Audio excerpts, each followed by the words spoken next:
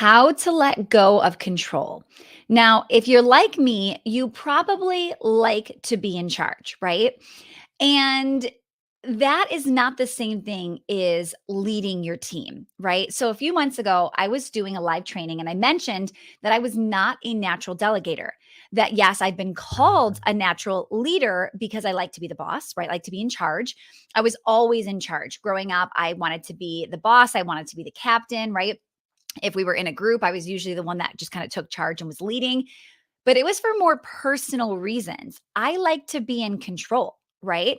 But we all know that that does not make a good leader. Okay. So today we're going to cover why your love of being in charge is actually hurting your leadership skills, how to start to let go and trust other people to basically do what you're doing, maybe even better than you. All right.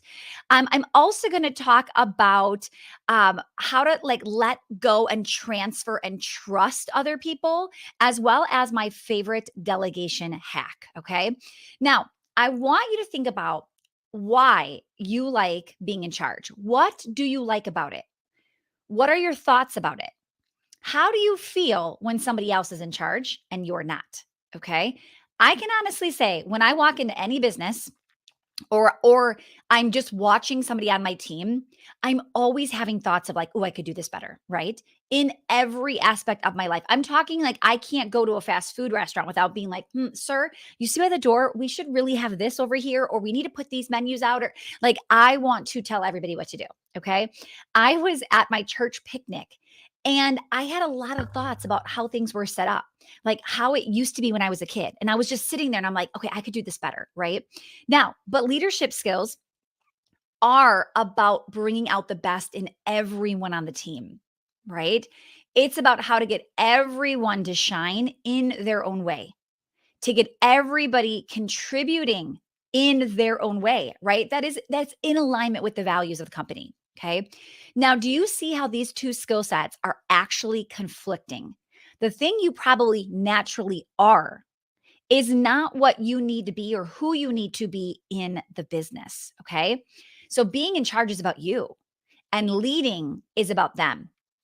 Okay. Now, if you've ever wondered why delegating feels so hard or leading a team is just not that fun for you, it may be because you're holding on to being in charge. Okay. Now, you need to figure out what you're doing and why you're doing it. So, understanding the big picture will hopefully become a strong enough why to get you changing your ways. Okay.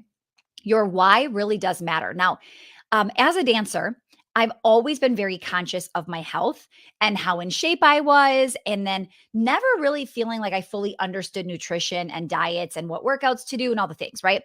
But I tried. And because I tried because I wanted to be skinny, right? I wanted to look good. And I think the wanting to look good just wasn't a strong enough reason because I would in the moment on the way home from dance decide to go through the fast food drive-through because it was just convenient. And I wanted the convenience of the fast food more than I wanted to look and feel good in that moment, right? Now, then one day my grandfather got dementia and his mom actually had dementia as well. So I watched his mom for a long time have it and then I watched him have it for the last 10 years of his life. And watching him and his mother, right? I kept thinking, oh my goodness, I'm going to get dementia, right? And I went down this rabbit hole of, I don't want this. How can I prevent it? What could I do? And as I started to learn about certain things that might make it like maybe make it easier for you to get or just all the things, right? I now realize I have more willpower. Like I don't go through fast food drive-throughs anymore. And the only thing different about me is my why has changed. It wasn't about being skinny or looking good.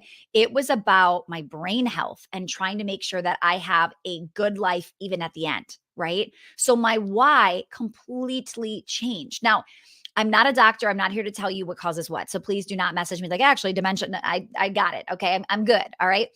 I'm just trying to show you how when I changed my thought about something, my why about something, I can't believe, like, I'm not kidding when I tell you I used to eat lean cuisines on a daily basis. I could eat like an entire pizza after at like 10 o'clock at night after teaching dance all night.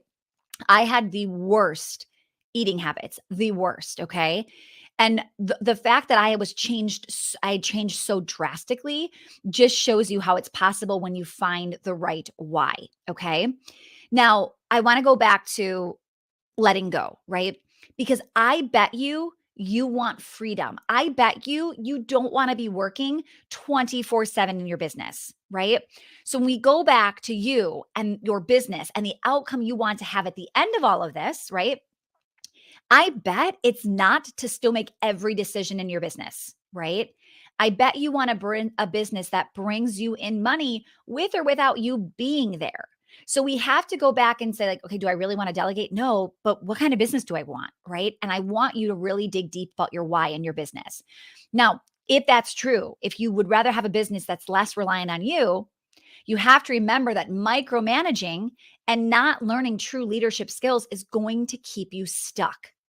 It will keep you stuck in a life of your business needing you for everything, interrupting dinners, interrupting vacations, right? I can't tell you how many people I talk to and they say, I am not a present mom. Or I snapped at my child the other day just because of how stressed I was in the business. It had nothing to do with him, right? I hear stories like that over and over and over. Now, if you want to know how I got good at actually leading, it's because I realized my why changed, right? This was not the life I wanted to build, right? It's as simple as that. You have to find your why and make it big enough to actually make you change the way you're doing your business. Okay. So here are a few strategies to help you start to let go. Okay. So, first, pick something that isn't a big deal for you. Okay. Don't let go of your most prized possession, the thing you're obsessed with, like your zone of genius. Let go of something where it really doesn't matter. Like if it messes up, like it's not that big of a deal. Okay. So pick something that's not a big deal. Now, next, provide the system of how you want them to do it. Either you create it or you have them create it and you approve it. Make sense? Okay. From there, you inspect what you expect, right? You hold them accountable, right? You review it. You give them feedback, right? And from there, as they're rinsing, repeating, you're going to watch, is the feedback being implemented? Right? Is it being implemented? They will either earn your trust or you will realize like this isn't the right person. Because here's what I've noticed. Okay. I've noticed that a lot of business owners will have trouble delegating to certain people and assuming they are not the right person. That this person is, I should have not have hired them. They're slow at learning. They're not picking up as quickly. But here is what I noticed time and time again. There was no training. There was no expectation. There was no support. So you've left this person to go figure out whatever it is they're trying to do, right? And then it wasn't the way you wanted, but it was because you didn't set them up for success. Okay. We've got to be doing each one of these step by step. Now, sometimes people won't do it exactly like you, right? But what matters is they get the result. So you have to start to transition your focus on the outcome, right? And the result versus the steps you wanted in between. Okay. So, no, sometimes they won't do it exactly like you, right? Don't nitpick because it wasn't the way you would have done it, right? They may have a better way, a faster way, a more efficient way of getting you a better result. So, be open to it. Now, there are fine lines here, right? I am not saying you've given somebody a system, they've chose to ignore this system, right? And they got a poor result and you're sitting here thinking, I told you exactly what to do, right? That is very, very different than somebody looking at the system, understanding the outcome, doing something differently, but exceeding the expectations you've set. Okay. Do not hold on to, but I'm in charge, but I told him what to do. She didn't follow my directions, right? Look at what are we trying to do here? What are we trying to do? Okay. We have to remember that when they find a faster, more cost effective way, it doesn't mean your way was wrong. It doesn't mean you lost. Like we want to win, but the person that wants to be in charge, you also want to win, right? Like I always want to win. Okay. But we have to remember this is a team. This is your team. When they win, you win. So start letting them win more. Okay. Now, this is not easy. Delegation is not easy. Okay. Especially if you've got the control factor that you're holding on to, right? But it is so worth spending your time. Okay. You need to figure this out. What do you want your business to be like, look like in 5 years, 10 years, 20 years? Do you want a business that you're still fully involved in? Every time I'm talking to somebody and they've told me their goals, and the goals sound amazing, right? They might be at like 300,000 and they want to go to 600,000 and it just sounds so magical, doubling their revenue.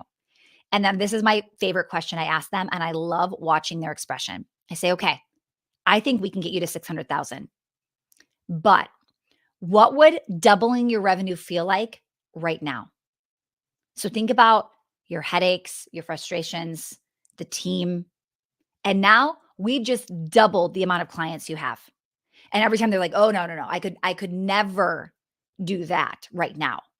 Like there's no way I'd want to scale right now."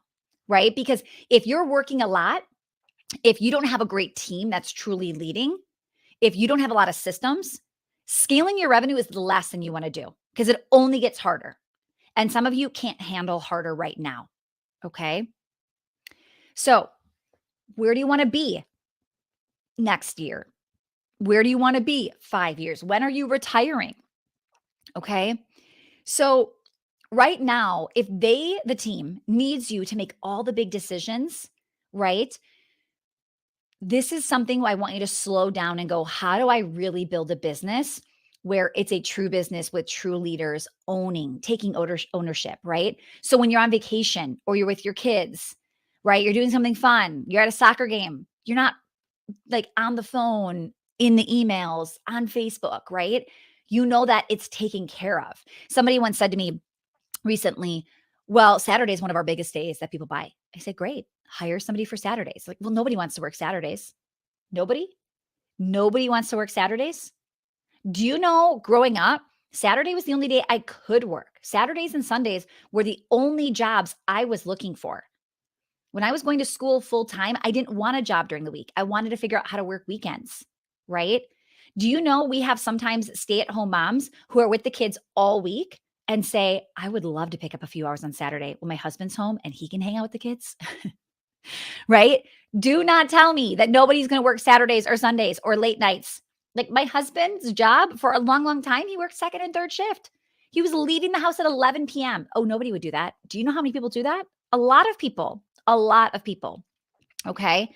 Now, I want to wrap up by saying, like, it is time. It is time for you to truly step up and learn how to lead in 2023. It is time to build a business that is not needing you every second of the day. Like you're slowing the business down, you're the bottleneck because they need you to answer a question. The client needs to talk to you, right? I've been there. I've been there when a client believed the only person that could solve her problem was if she spoke to the owner. And now it just doesn't happen anymore. It's not even an option because I've equipped my managers to be able to handle the problem, right? When they fix the problem in the moment, there's nothing left to say to me, the owner, right? But it takes time. Don't come to me and well-oiled operations when you decide, okay, I got to get out of my business now, or I really want to get a sellable business, or I'd really like to start to, I'm burnt out and we've got to stop this. It is going to take time to do all of this stuff. The longer you wait, the harder it gets, the messier it gets, right? Think about this. If you've got 100 clients, I'm just making this up depending on your industry, right? 100 clients might be like nothing to some of you, 100 clients might be like a lot to some of you. But if you have 100 clients and you're thinking, but Stacy, they expect me, right? Well, guess what? It's a whole lot easier to get 100 people not to expect you than 3 years later getting 300 people not to expect you. Change your habits now, right? So that it's even easier later. Now, my team and I put together A delegation, kind of just like a cheat sheet. So if you comment the word delegate wherever you're watching this video, if you're listening to the podcast, go to my Instagram at Stacy Tushel, DM me the word delegate. And my team and I put together this checklist of all these things that I believe shouldn't be on your plate. If you know you've got to start removing things, I have a list of things, like some things are bigger things, but some things are easy. Some things anybody could check. And it's so funny because do you know how many times somebody will say, "Well, oh, but I could never delegate that." And they think I'm going to agree with them, right? Like I've heard somebody say this about payroll. I've heard somebody say this about email. Like I'm talking info at their business name. They're like, "Well, people expect me to I'm like, nobody expects the business owner of a big business to answer info at. They expect a receptionist. They expect customer service. Nobody is expecting info at. And the owner's like, here you go. Now, you might be thinking, but no, my people really do because you've trained them that way, right? So inside of well oiled operations, we have a section called boundaries and communication. And it's about undoing all of the bad habits you have set with your team, right? With your clients, sometimes with family, your spouse, right? And your children. Like I have boundaries for my children for them to know like when it is appropriate to interrupt mom and when it is not. Okay. Right now they're not home, they're at school. But if they were home and my door was open, I'd be on a call or something. All I have to do is like put you can't see this, but like if I will purposely like have my finger where you can't see it on camera and my finger's just up and I'm like this. And it basically means like if I would look like this and I don't look at them. I just do this, but I do it off camera and they know, oh, this is not the time to talk to mom. She's in the middle of something. She's probably recording. I will come back later, right? So we have systems in place. And I want you to get to a place where you can start to let go. But you can't let go if you want it, if you want to make every decision. Right? You're going to have the wrong why. If you have the ego that just wants to be in charge and your way's the best way, right? You've got to be really, really careful. So I'm going to invite you to start to let go more. Comment the word delegate, DM me on Instagram at Stacy Shushel, the word delegate, and I'll send you over the delegation checklist of some things to get you going and to get you moving and to get these off your plate. 2023 is not going to change if you keep the same bad habits. Okay. I know I've talked to so many of you. You want it to be different next year. We've got to do different things to get different results. All right. All right. That's it for this week, my friends. Thank you so much for another great episode. If you have yet to leave us a review, I highly, highly like big favor. If you could leave us a review, that would be amazing. Go to iTunes or wherever you listen, and just rate today's episode, or if you've been listening for a while, just an overall view. Getting those reviews helps us stay at the top of the charts. If you haven't seen some of the big names that we've been bringing on the show, when we are at the top of the charts, when we have a lot of reviews, it literally is what people look at when people come on the show. They will judge us based off of our ranking and our reviews. And the bigger we get to that top, the more it's just easier for people to say, yes, I want to come talk to your community. So we've got some really amazing guests coming on in the next few weeks, but hopefully more to come in 2023 as well. So if you could do that, that would be amazing. Thank you so much.